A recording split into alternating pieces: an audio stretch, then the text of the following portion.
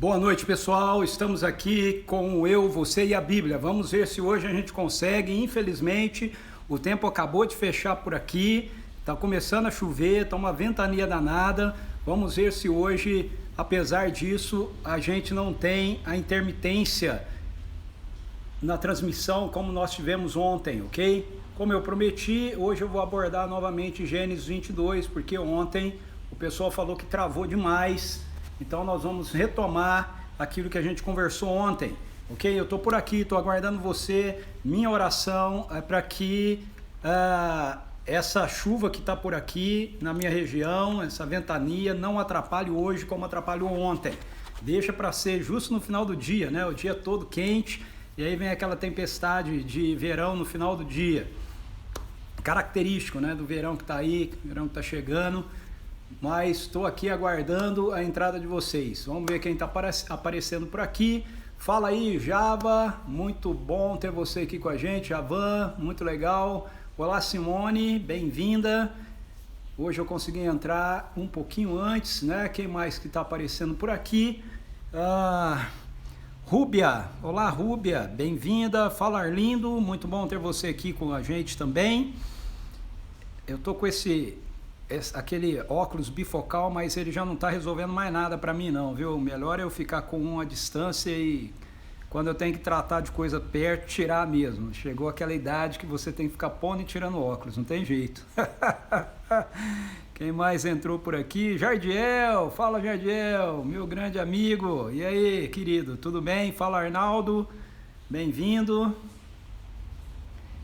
Espero que hoje a gente consiga ter uma internet menos intermitente, como aconteceu ontem. Infelizmente, ontem nós não tivemos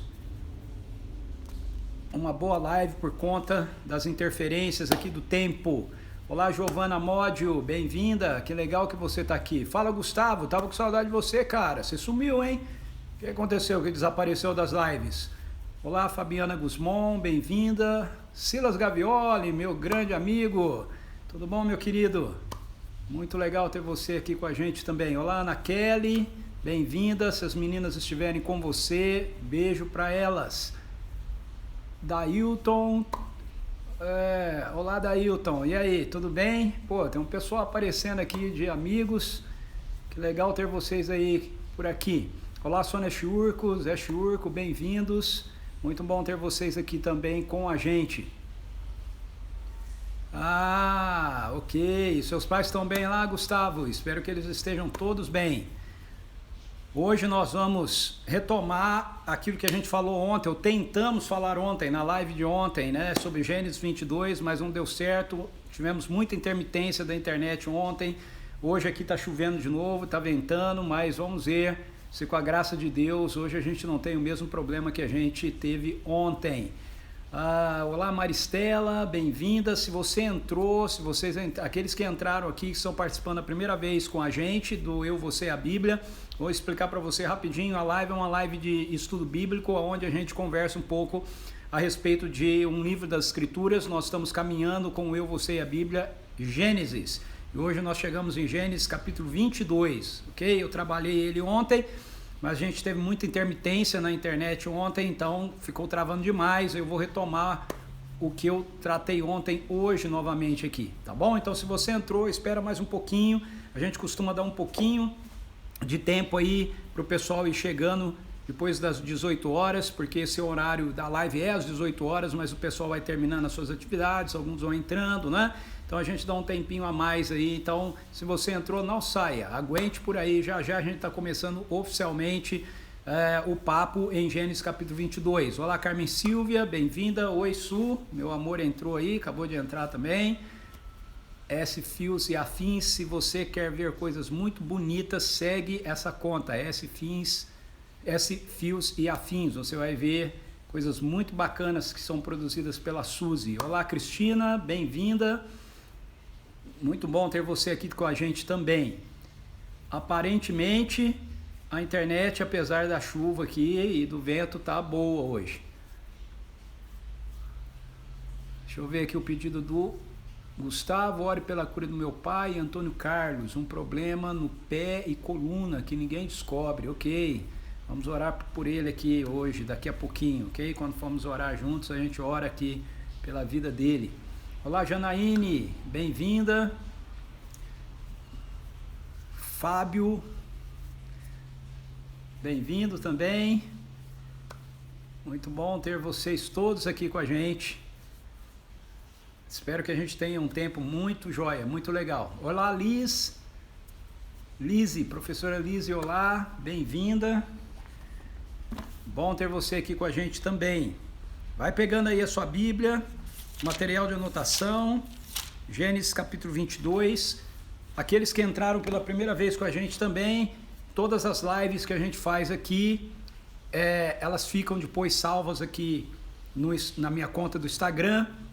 Algumas delas, na verdade, estão salvas na conta do Instagram da Comunidade Presbiteriana Vinhedo, @cpvinhedo.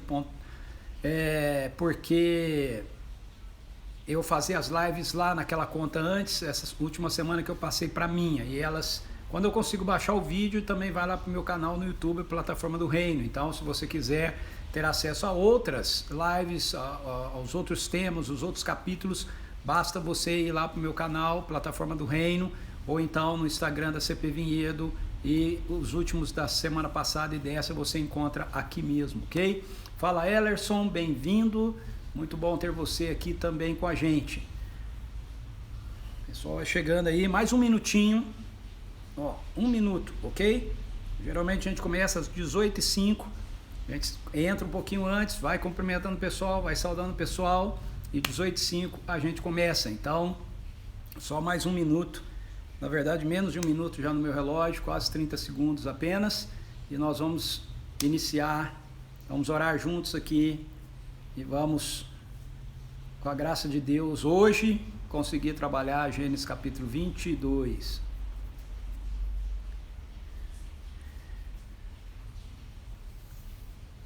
Espero que para vocês esteja chegando bem aí. Aqui para mim, pelo menos, não está dando nenhuma intermitência, eu não estou vendo nenhum travamento por enquanto por aqui.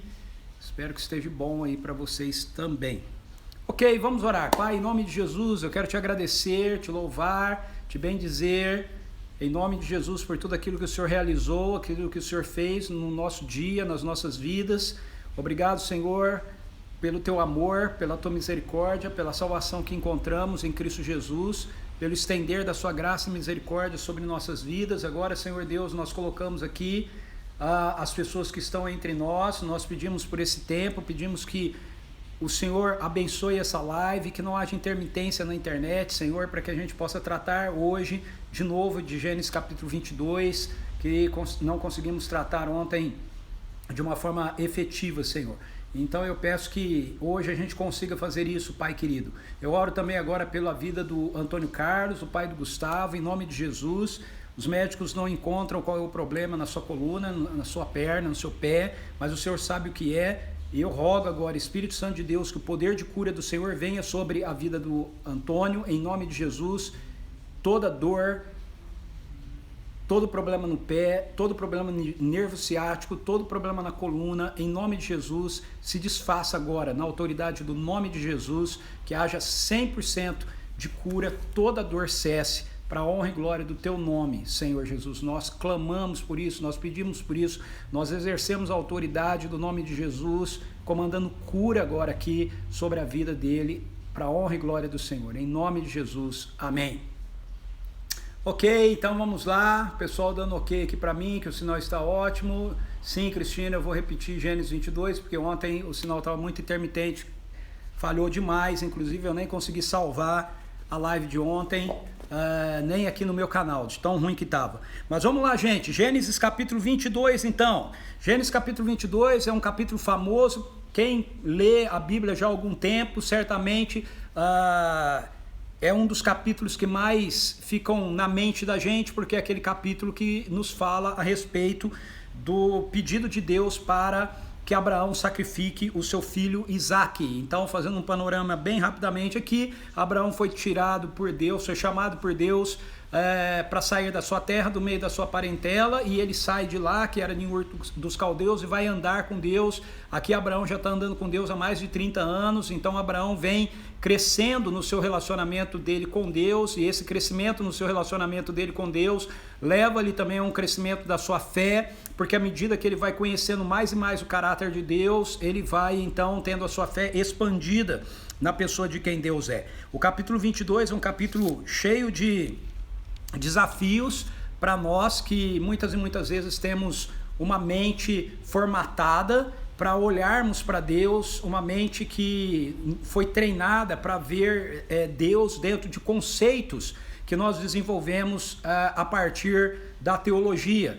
Eu já falei várias vezes aqui, eu não sou contra a teologia, eu não tenho nada contra a teologia, na verdade eu sou teólogo, sou formado em teologia, em filosofia, em missiologia, ok? Mas a maneira que nós muitas e muitas vezes fomos ensinados a usar a teologia para olhar para as escrituras chega a ser um problema em muitos textos, e esse texto é um deles. A gente às vezes fica tentando justificar coisas que estão no texto, ao invés de nós deixarmos que o texto realmente venha para nós, impacte a nossa vida, transforme o nosso coração.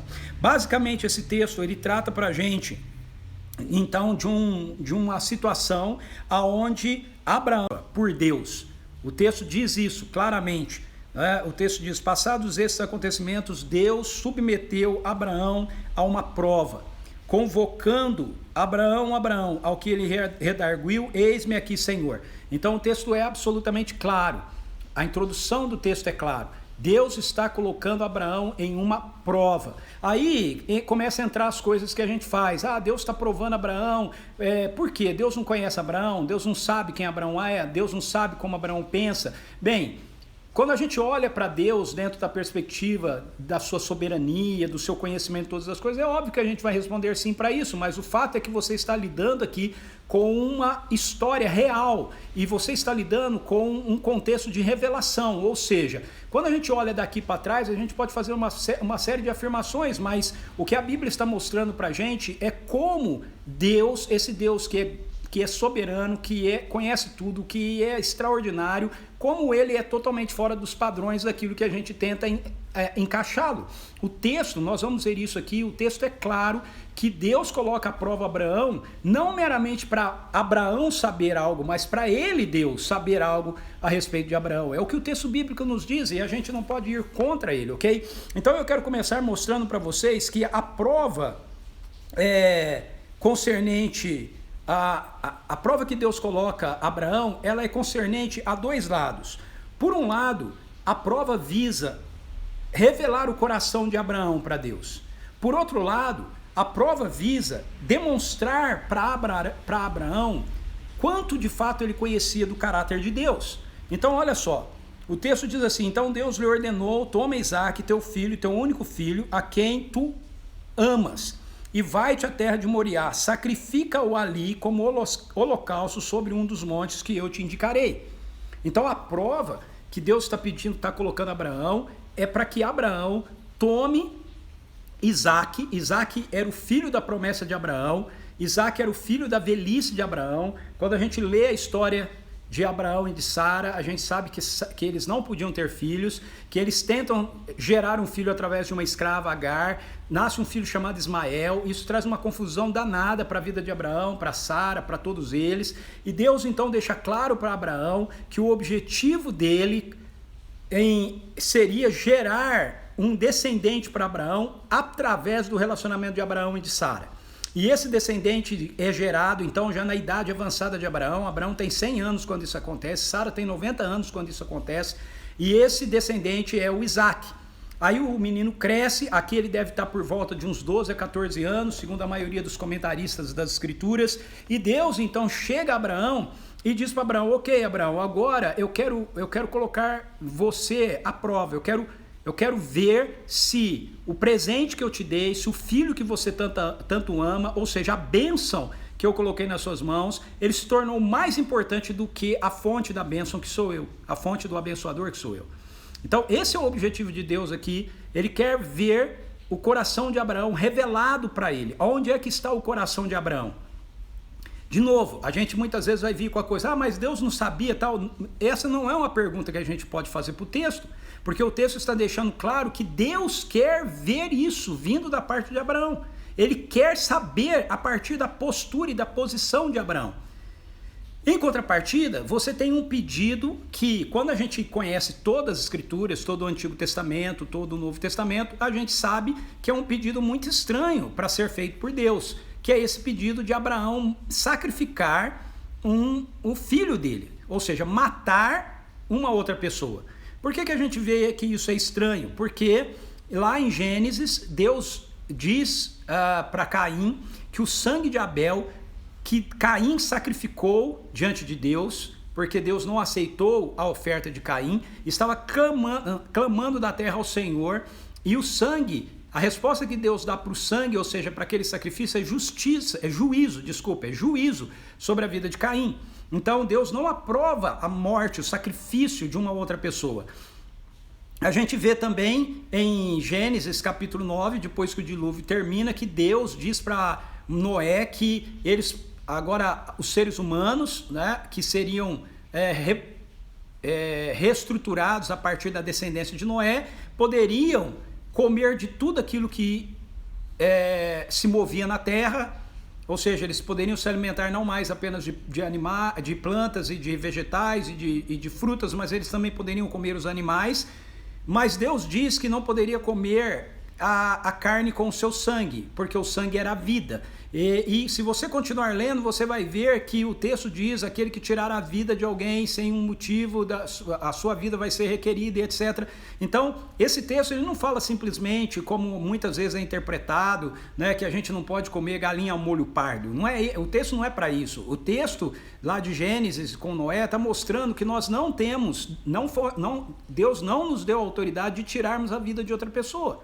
Pessoas vão morrer por causa da queda, a queda trouxe a morte, mas nós não estamos autorizados a promover a morte de outras pessoas. Esse é o teor do texto de Gênesis ali. E nem mesmo de animais, se não for para o nosso próprio alimento. Então, Deus, com isso, ele está mostrando que ele não é favorável à morte, ok? A se matar alguém por se matar. Isso é um cenário diferente em guerra e tudo mais, mas na rotina, na ordem diária, Deus não é favorável. Quando a gente ler todo o Antigo Testamento, a gente vai ficar sabendo que Deus, ele abomina o sacrifício humano, ok? Ele abomina que uma pessoa seja morta em sacrifício a ele. No entanto, na revelação bíblica, até esse momento, isso não foi apresentado ainda. Então, Abraão, ele não tem uma lei, ele não tem uma palavra de Deus dada a ele dizendo que Deus não aceitaria sacrifícios humanos. O que ele tem aqui é um Deus com quem ele está andando, um Deus com quem ele está aprendendo ao longo de 30 anos se relacionar, a conhecer, e esse pedido de Deus para ele coloca então diante de Abraão a perspectiva também da revelação do caráter de Deus.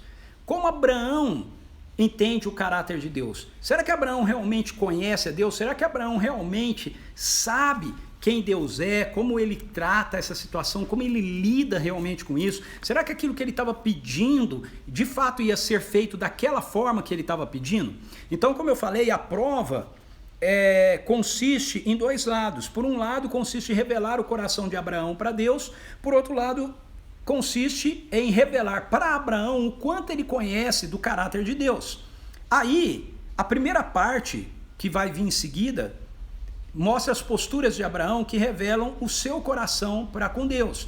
O texto diz assim no versos 3 e 4: Abraão levantou-se bem cedo, selou seu jumento e tomou consigo 2 de seus servos e seu amado filho Isaque.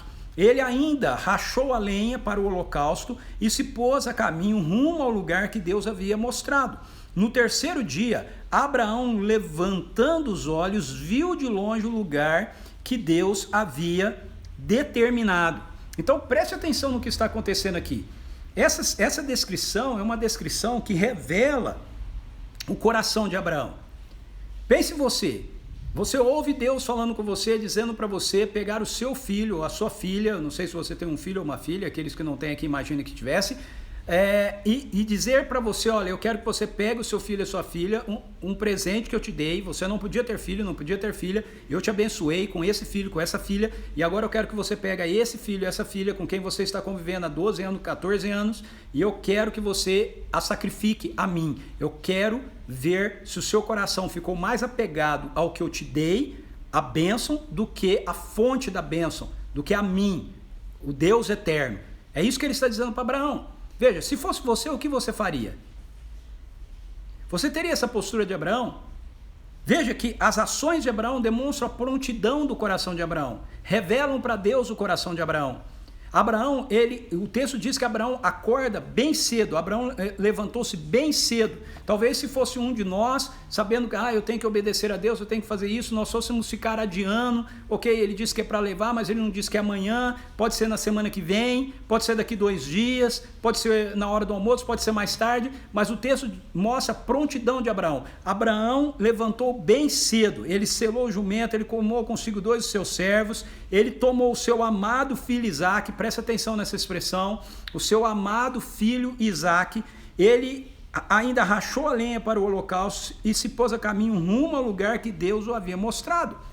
Talvez ele tenha saído tão cedo assim para Sara não ficar sabendo, o texto não mostra para a gente se Sara tomou conhecimento disso não, ou não, eu acho que não, eu acho que se ele contasse para Sara, Sara ia brigar com ele até, não ia deixar ele levar o Isaque, mas a postura de Abraão aqui, essas descrições mostram para a gente o coração de Abraão. O coração de Abraão é um coração pronto, depois de andar 30 anos com Deus, é um coração pronto para ouvir Deus e não retrucar, para ouvir Deus e ser imediatamente obediente a Ele, em fazer exatamente aquilo que Deus está dizendo para ele fazer. Só que isso demonstra também que Abraão age assim, porque Abraão cresceu no conceito que ele tinha a respeito do caráter de Deus.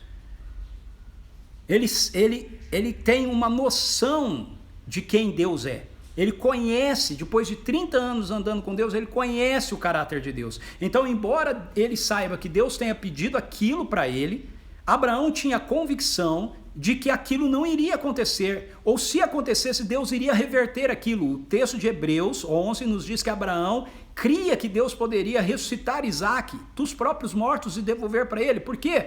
Porque ele ouviu de Deus que Isaque era o filho da promessa, que era através de Isaque que a bênção que Deus estava dando a Abraão chegaria a todas as nações da terra. Veja, quando Abraão ouve isso pela primeira vez, ele não faz essa relação. Abraão andando 30 anos com Deus, ele vai falhar várias vezes nessa compreensão de que Deus, quando ele fala algo, aquilo que ele falou, ele vai fazer do jeito que ele falou.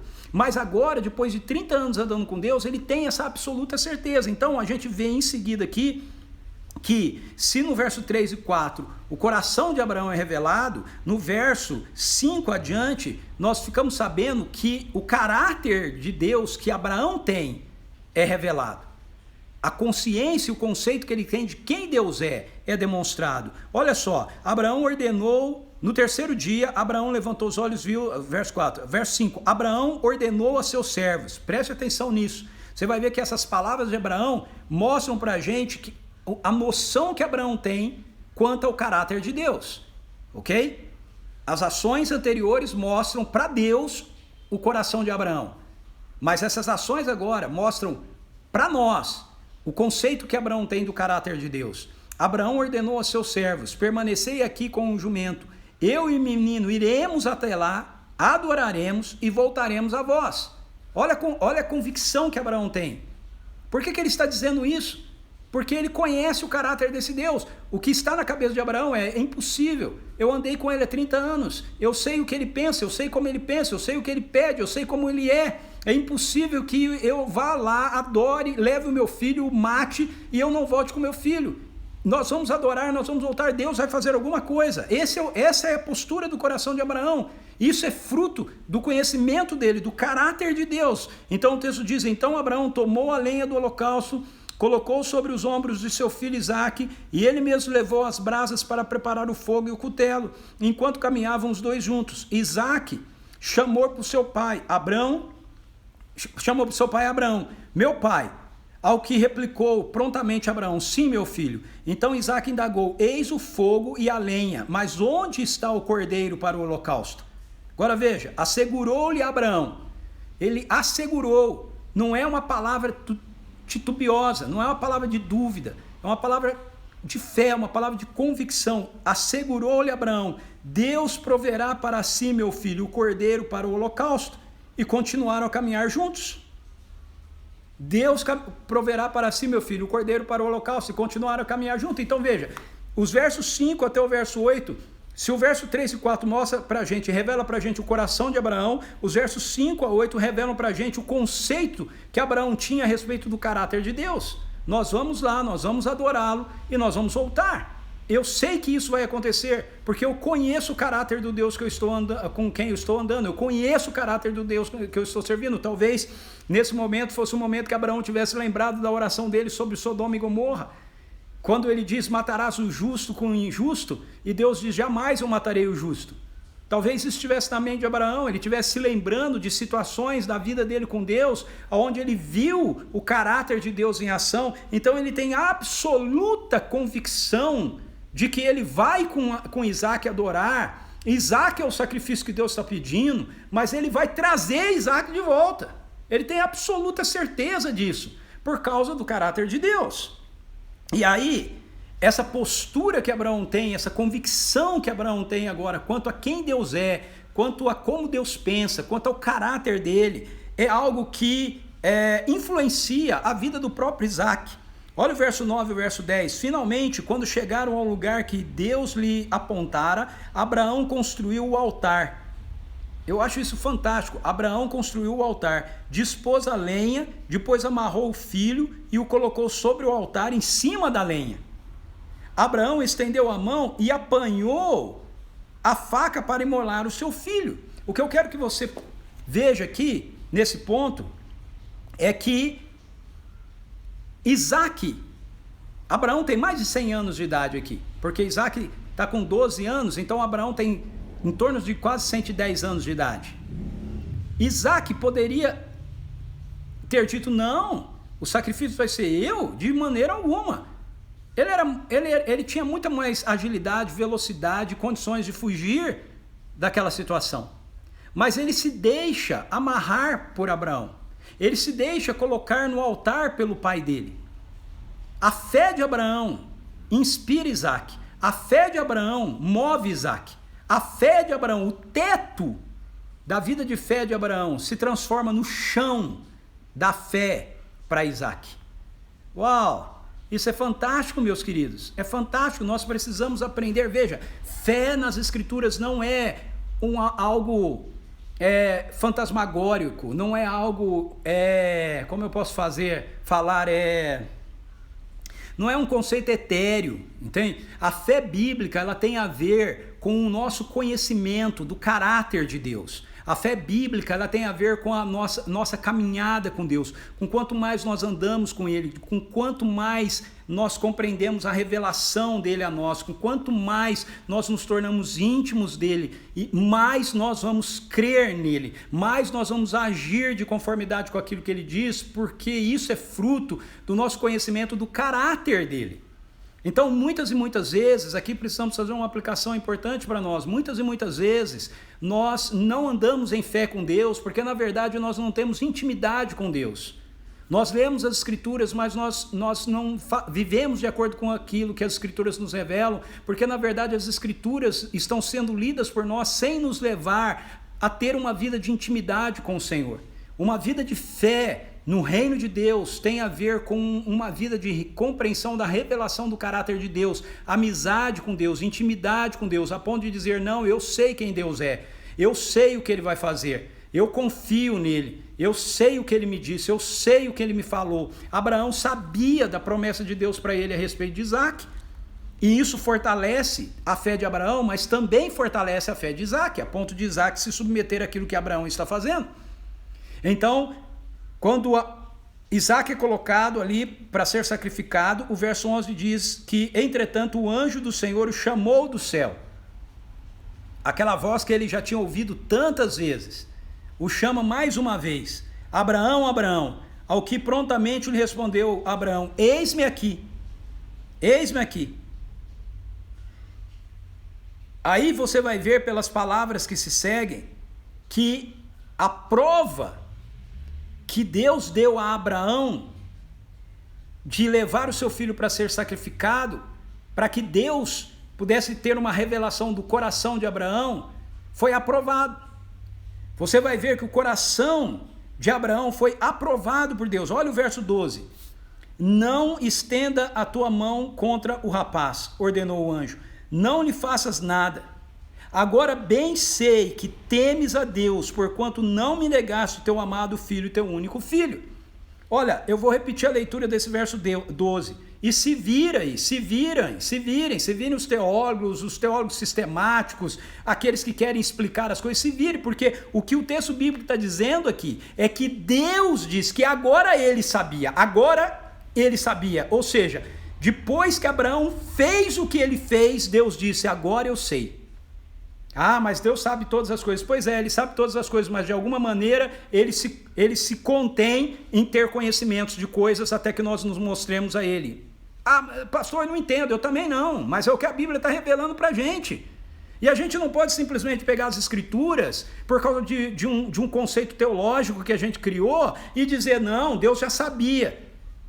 Deus já sabia o que Abraão ia fazer. O texto bíblico diz claramente: agora eu sei. Ou seja, o Senhor sabe depois que Abraão demonstrou a atitude dele. E para mim, eu não tenho nenhuma dificuldade com isso. Eu sei que muitos têm, muitos que... Eu sou um cara reformado, ok? Mas a minha teologia reformada não está dentro de quatro paredes e não está dentro de uma caixa, ok? Como de muitos. E eu sei que o que o texto bíblico me mostra aqui é que esse Deus soberano nos deu liberdade. Eu sei que Deus aqui, o que o texto bíblico está me mostrando é que havia a possibilidade de Abraão não fazer. E Deus queria ver se ele faria. Assim como lá na queda havia a possibilidade do homem comer ou não comer. E Deus queria ver se o homem comeria. Aqui há a possibilidade de Abraão fazer ou não fazer. E Deus queria ver. E quando Abraão fez, Deus falou: agora eu vi. Agora eu vi que você realmente tem o seu coração valorizando mais a mim, que sou a fonte da tua bênção, do que a bênção. Valorizando mais o abençoador do que a bênção. É o que o texto bíblico diz. Ok? É o que o texto bíblico diz. E o povo pode ficar bravo, teólogo pode tirar a calça pelas cabeças. É aquilo que está escrito nas escrituras. Verso 12. Não estenda a tua mão contra o rapaz, ordenou o anjo. Não lhe faças nada. Agora bem sei que temes a Deus, porquanto não me negaste o teu amado filho, teu único filho. Então, diante da ação de Abraão, diante da atitude de Abraão, Deus se dá por satisfeito em reconhecer e aprovar o coração de Abraão. Em seguida, tendo Abraão erguido os olhos, viu atrás de si um carneiro preso pelos chifres entre os arbustos. Tomou Abraão o carneiro e o ofereceu em holocausto em lugar do seu filho. E aí, depois que ele faz isso, o que ele realiza, o que ele faz? Ele, Abraão, afirma o reconhecimento do caráter de Deus. Veja, Abraão faz tudo o que ele faz, obedece a Deus, do jeito que ele obedece, porque ele entende que ele iria com Isaac adorar e ele iria voltar com Isaac para adorar. De novo, isso passa por uma revelação do caráter de Deus. A prova visa revelar o coração de Abraão, mas a prova também visa revelar o caráter de Deus. Abraão está apostando no caráter de Deus. E ele ganha a aposta. Ele vê que realmente Deus é do jeito que ele disse que ele era, do jeito que ele cria que ele era. E aí, então, o texto diz: então Abraão deu, verso 14, então Abraão deu àquele lugar o nome de Yahvé-Jireh. O Senhor proverá. Por isso, até os nossos dias, no monte do Senhor se proverá. Então veja, o verso 14 mostra para a gente que o caráter de Deus é devidamente conhecido. O caráter de Deus é evidenciado. Ele é um Deus de providência. Ele é um Deus que provê. Abraão estava, vou usar essa linguagem, ok? Abraão estava apostando todas as fichas dele nisso. Deus vai fazer alguma coisa. Deus vai entrar em cena. E ele não foi decepcionado. Ele não foi decepcionado. Porque esse é o Deus que se revela nas Escrituras. Ele é um Deus que provê. Ele é um Deus que age. Ele é um Deus que quando promete, fala, ele faz aquilo que ele prometeu e que ele falou. Abraão está andando com ele e Abraão está tendo essa experiência com ele. E eu e você, nós estamos andando com esse Deus e nós estamos tendo essa experiência com esse Deus. Isso são histórias do passado para a gente falar a respeito de quem Abraão era, ou isso são testemunhos de como deve ser a nossa vida com Deus. Quanto você aposta no caráter de Deus? Eu quero ter uma vida onde eu possa me posicionar num lugar de risco, num lugar onde eu possa dizer como Abraão, Deus vai aparecer, ele vai aparecer e ele vai fazer alguma coisa, porque se ele não aparecer e não fizer alguma coisa, o menino vai morrer. E se ele morrer, eu espero a sua ressurreição. É isso que Abraão espera, Hebreus diz isso. Mas veja, todas as fichas de Abraão estão colocadas em Deus, no caráter dele, na convicção que ele tem do caráter de Deus, de quem Deus é. E isso revela o coração de Abraão, por outro lado, para Deus. No monte do Senhor se proverá. Esse é o Deus que se revela em Cristo Jesus. Ok? No monte, por isso se diz até os dias de hoje, diz Abraão lá, o escritor de Gênesis está falando isso lá no contexto de Gênesis, mas nós podemos usar isso atemporalmente até hoje. Por isso nós podemos dizer que até o dia de hoje se diz no monte do Senhor se proverá. Por quê? Porque houve um novo monte na história. Um novo monte. E nesse novo monte, o próprio Deus entregou o Filho dele.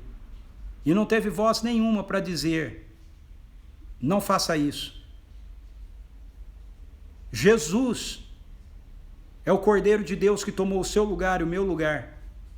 Jesus é o Cordeiro de Deus que deitou no lugar de Isaac. Aquele Cordeiro que foi sacrificado representa Jesus. Jesus é o Cordeiro de Deus que foi para a cruz e o Pai não ouviu nenhuma voz dizendo para ele: não nos entregue o seu filho. Porque o Senhor é Jeová Jireh, o Senhor é o Deus da provisão, o Deus da salvação. Esse prover aqui não é prover meramente coisas materiais, esse prover aqui é prover aquilo que nós mais necessitamos, é prover o sacrifício de justiça para que nós possamos ficar vivos, para que você viva, Jesus teve que morrer, para que eu viva, Jesus teve que morrer. E assim como Abraão esperava que se Isaac morresse, conforme Hebreus 11, Deus o traria de volta da morte. Deus entregou o seu próprio filho, porque ele sabia que mesmo Jesus morrendo, ele poderia trazê-lo de volta da morte, e foi isso que Deus realizou, foi isso que Deus fez, porque o Senhor, no monte do Senhor, há total, absoluta e total provisão. Então, o texto nos diz que o anjo do Senhor, verso 15, bradou uma segunda vez do céu chamando Abraão. E aí, o que vai acontecer? O que ele vai falar? Ele vai mostrar para a gente um reforço da promessa. Veja, tudo que Abraão está vivendo aqui, o que faz com que Abraão passe por essa prova, que revele o coração dele para Deus como um coração que é totalmente entregue ao Senhor, que valoriza mais o abençoador do que a bênção. O que sustenta a compreensão de Abraão do caráter que ele acredita que Deus tem é justamente a promessa que Deus fez para ele. E aqui você vai ter a promessa reafirmada. E essa promessa reafirmada, ela é efetivada, de acordo com o texto, pela obediência. Então vamos ver. E declarou: juro por mim mesmo, palavra de Yahvé, porquanto me ofereceste esse gesto, não me negando teu filho amado, teu único filho. Veja, de novo, gente, esse é um texto onde Deus está dizendo que ele sabe que isso aconteceu só depois que aconteceu. Ah, mas Deus não sabe toda coisa? Ele sabe, mas de alguma maneira ele se contém naquilo que ele sabe. Não sei explicar isso para você. Mas é importante você enxergar Deus como a Bíblia mostra Deus pra gente. Nessa dinâmica de relacionamento. Não num Deus de, não, eu já sei tudo, eu sei o que você vai escrever aí. Sim, tem textos que diz pra gente que Deus sabe tudo. Que Ele sabe o que a gente vai pensar antes mesmo da gente pensar. Mas tem textos como esse aqui, que por algum motivo Deus, Ele oculta a sua soberania e Ele espera que coisas aconteçam para que aquilo demonstre para Ele o que de fato Ele quer ver. E é isso que está acontecendo aqui. Juro por mim mesmo. Palavra de Yahvé, porquanto me ofereceste esse gesto, não me negando o teu filho amado, o teu único filho. Esteja convicto de que eu te cumularei de bênçãos. Eu te confirmarei uma posteridade tão numerosa. Veja, ele está reafirmando promessas que ele já tinha feito. Ele já prometeu isso aqui 3 vezes, ele está reafirmando. Eu te confirmarei uma posteridade tão numerosa quanto as estrelas do céu e quanto a areia que se espalha pelas praias do mar. E tua descendência conquistará as cidades de todos que se levantarem contra ti, por intermédio dos teus inúmeros descendentes. Isso inclui a mim e a você. Por quê? Porque Paulo diz em Gálatas capítulo 3 que aqueles que são da fé é que são descendentes de Abraão. Aqueles que creem no descendente de Abraão, que é Jesus Cristo, é que são os descendentes de Abraão. Então o texto está nos dizendo aqui que por intermédio dos teus inúmeros descendentes, não apenas os judeus, os inúmeros descendentes, pessoas que são chamadas para a família de Abraão por intermédio do Messias de todas as terras, todas as nações, todos os povos da terra. Por intermédio dos seus inúmeros descendentes serão abençoadas todas as nações da terra, porquanto tu me obedeceste. Porquanto tu me obedeceste. Então veja, como eu disse, a promessa, ela é efetivada pela obediência. Deus está dizendo, olha Abraão, as coisas vão ser exatamente do jeito que eu te prometi, porque você obedeceu. Então, esse é outro ponto também, que muitas e muitas vezes a gente lida nas Escrituras, por causa da maneira que, outra vez, nos foi ensinado a ler as Escrituras, que não é a maneira que as Escrituras nos mostram. Veja, a promessa de Deus, ela é fiel. Mas muitas promessas de Deus, na verdade, a maioria das promessas de Deus que são fiéis, elas também são condicionais. Elas estão condicionadas a algo. Então aqui, a condição dessa promessa se cumprir na vida de Abraão é a obediência de Abraão. Então, às vezes a gente vai, não, Deus prometeu, se Ele falou, Ele vai fazer. Não é assim não. Ele prometeu coisas para Israel que Ele não fez. Por quê? Porque Israel não foi obediente. Porque tinha uma condição. Para que essas promessas se cumpram na sua vida, você precisa ser obediente, você precisa responder, você precisa me desejar, você precisa me querer. Se o meu povo que se chama pelo meu nome, se humilhar, me buscar, orar, eu ouvirei do céu, sararei a sua terra. Perdoarei seus pecados, sararei a sua terra. Se o meu povo fizer, se não fizer, ele não vai fazer. É uma promessa condicional. E aqui é a mesma coisa. Deus tem uma promessa para Abraão, mas essa promessa está concretizada na vida de Abraão a partir de agora, porque Abraão foi obediente a Deus. Jesus é a verdade sobre Deus e Jesus é a verdade sobre nós, sobre a humanidade. E Jesus foi obediente ao Pai. A obra de Jesus foi realizada efetivamente porque Jesus obedeceu ao Pai. Nunca deixou de obedecer. Jesus disse, aqueles que têm os meus mandamentos e os guardam, esses são os que me amam. Aqueles que me obedecem são os que me amam. Nós vivemos um momento na história da igreja onde nós desassociamos essas coisas, pelo menos aqui no Ocidente, onde a gente acha que andar com Deus, ter fé em Deus, crer nele, não está envolvido com submissão a Ele, com obediência a Ele, com reconhecê-lo como Senhor, como se Deus fosse alguém que existe para satisfazer aquilo que a gente quer, como se Jesus fosse só o amiguinho da escola. Ele não é, Ele é o Senhor, Ele é seu amigo, Ele é meu amigo, mas antes de ser nosso amigo, Ele é nosso Senhor. Ele nos chama amigo quando nós realmente nos submetemos ao seu senhorio, ao seu governo. As Escrituras nos mostram isso. Não mostra isso só no Novo Testamento, mostra isso já no Antigo Testamento, mas as coisas não mudaram no Novo Testamento. A morte de Jesus na cruz, a salvação pela graça, não elimina a nossa obediência a Deus. A salvação pela graça nos capacita a viver uma vida de obediência a Deus. É isso que ela faz. Não confunda isso. Então o texto termina dizendo que Abraão retornou com seus servos, como ele havia dito: fiquem aqui, eu e o menino vamos adorar e vamos voltar aqui. Os servos viram isso então foi um testemunho também para os servos, foi uma proclamação do caráter de Deus para os servos, porque os servos viram que a coisa aconteceu exatamente do jeito que Abraão disse que aconteceria. Então aqui você tem um testemunho, você tem missão, você tem proclamação. E aí então eles voltam e Abraão vai para Berseba, onde ele passa a habitar. E aí o capítulo 22 ele termina com uma pequena seção que narra para a gente os descendentes de Naor. Por que essa seção quanto aos descendentes de Naor entra aqui? Porque a partir desse momento, a partir do capítulo 23, você vai começar a ver a transição na história de Gênesis, da vida de Abraão, da história de Abraão para a história de Isaac. E esse texto entra aqui porque nós vamos ver um pouquinho para frente que a esposa de Isaac é uma parenta dele, é uma prima dele, que é filha de Naor, chamada Rebeca. Então, para que você não chegue lá na frente, no capítulo 24, e surja uma Rebeca do nada, o escritor bíblico está inserindo aqui, certamente sobre a orientação do Espírito Santo, essa genealogia de Naor, aonde a única coisa que interessa aqui é você ficar sabendo que existe uma tal de Rebeca. Então olha só o texto: algum tempo depois desses acontecimentos, disseram a Abraão que Milca também dera à luz filhos a seu irmão Naor.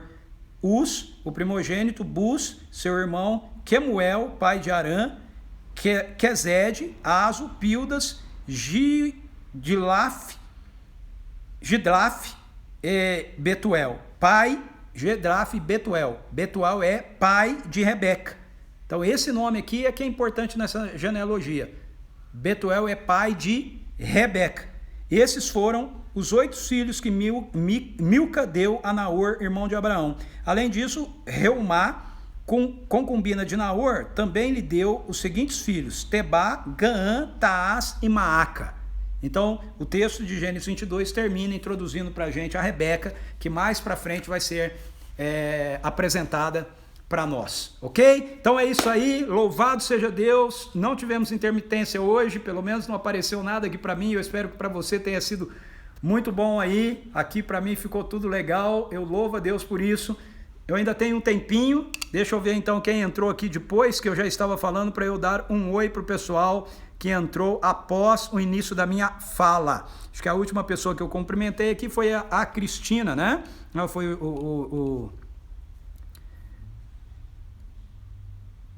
Ellerson, Cristina, isso aí. Aí depois disso, Angélica, olá Angélica, bem-vinda, muito bom ter você aqui com a gente. Rodrigo Martins, que legal que você está aqui também. Que bom que o sinal tá bom. Olá Luana, que legal, beijo para você Luana. Jaque Almeida também, bem-vinda, é isso? Ou é a Jaque, não sei o sobrenome se eu falei correto, mas você é bem-vinda. Rafael, a Norma também está aqui com a gente, muito bom. Fala Ian, Marcos Miraca também entrou, lá Noêmia, que legal. Fala Camille, tudo bem, querida? Achei lindo o seu testemunho, hein? Muito poderoso. Juliano Lino, bem-vindo. Fala Osvaldo, Ivanilda, Viviane, Débora Gondinho, Cleison, Malta, acho que é José Malta, é isso? Olá, Ana Rios, Sônia Casais, bem-vinda também. Rendry, bem-vindo. Guilherme. Olá, Fernanda. É isso aí. Vai levar uns 3 dias, Angélica, não é isso? Você pode assistir mais vezes a live, ok? Netrainer. Que bom, que foi ótimo. Muito bom. Graças a Deus que hoje deu tudo certo. Louvado seja o Senhor. Então, pessoal, é isso aí. Gênesis 22, cumprimos a tabela. Deus queria que o negócio acontecesse hoje, não ontem. Na verdade, hoje foi até melhor que ontem, aquilo que eu falei. Fico feliz. A Sus está gritando aqui que é porque ontem ela não pôde ver. Então, ela teve o privilégio de ver hoje. Muito bom. Sem nenhuma interrupção, louvado seja Deus por isso, Sônia. Gente, beijo no coração de vocês. Vou lembrar mais uma vez.